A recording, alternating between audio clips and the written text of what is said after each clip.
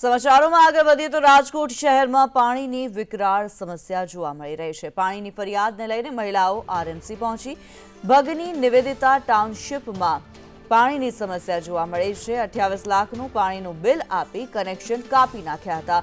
5 વર્ષથી બિલ આપ્યા વગર જ વ્યાજ ચડાવી હોવાનો આક્ષેપ કરવામાં આવી રહ્યો છે।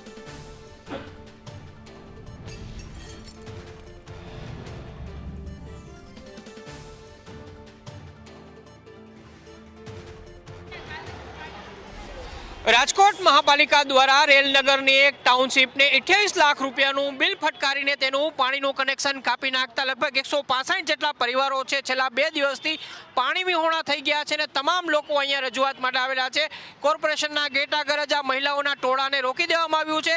આપણે અહીંયા સ્થાનિક લોકો કે જે પાણીની ફરિયાદ લઈને આવેલા છે આપણે તેમની સાથે વાત કરીએ। શું નામ છે તમારું? દિલીપભાઈ। દિલીપભાઈ, શું ફરિયાદ લઈને તમે આવ્યા છો? ફરિયાદ ઈ છે સાહેબ, આપણે 2019માં ટાઉનશીપ બન્યા છે, જે ટાઉનશીપના નામ છે ભગીની નિવેદિતા ટાઉનશીપ રેલનગરમાં આવેલ છે। જે ટાઉનશીપ 2019માં બન્યા છે પછી આપણને અત્યાર સુધી કોઈ પણ બિલ આપવામાં આવ્યો નથી પાણી વેરાની। ઉલટાની આપણે જ્યારે 2020માં પૂછવા આવ્યા હતા, હું મારી રીતે પૂછવા આવ્યો તો, મારે બીજા કામ માટે આવ્યો તો પૂછવા આવ્યો કે સાહેબ કોઈ પાણીની બેરોની બિલ આમ તેમ કાંઈ જનરેટ થયો છે? એમ કહેવામાં આવ્યો કે પાણીની બિલ હજી જનરેટ નથી થયો, જનરેટ થાય એટલે તમને મળી જશે। 5 વર્ષ સુધી બિલ જનરેટેડ નહોતું થયું। હવે એ સત્તાધીશોને ખબર છે, આપણને એટલું ખબર છે કે આપણને 4-5 દી પહેલાં 28 લાખ રૂપિયાની બિલ પધરાવી ને 3 દિવસ પછી કોઈ નોટિસ વગરના પાણીના લાઈન કાપી ગયા છે, જે આપણે 2 દી ત્યાં પાણી વગરના હેરાન થાય છે। 165 ફેમિલી, જે ક્વાર્ટરમાં કયો ફેમિલી રહેતા હોય કે જેને પાસે કાંઈ ઘર બિહુણા હોય એને સરકારે ક્વાર્ટર આપેલા હોય।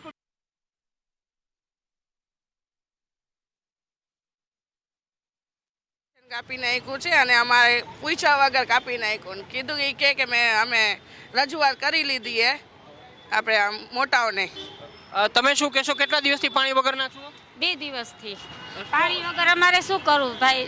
બધાને સવારે જોબે જવું હોય, છોકરાઓને સ્કૂલે જવું હોય, કપડાં રસ્તો હોય, તો પાણી વગર તો કશું કામ થવાનું જ નથી ને। બિલકુલ, આપણે બીજા બહેનોની સાથે વાત કરીએ। બેન, શું કહેશો તમે? તમે શું કહેશો?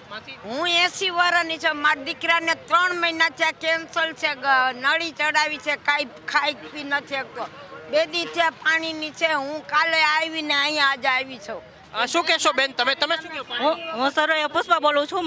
પાણીનો પ્રોબ્લેમ છે, એ કાપી ગયા છે, તો 5 વર્ષનો વેરો આપ્યો એ તમે નાના માણસો ન ભરી શકી, તો અને બધા જે બંધ મકાન છે ને એનો વેરો અમને આપવામાં આપ્યો છે, અમે એ ક્યાંથી ભરી શકી? જો સરકારે પહેલેથી અમને આપ્યો ને મહિના વર્ષનું, તો અમે નાના માણસો ભરી શકીએ, બાકી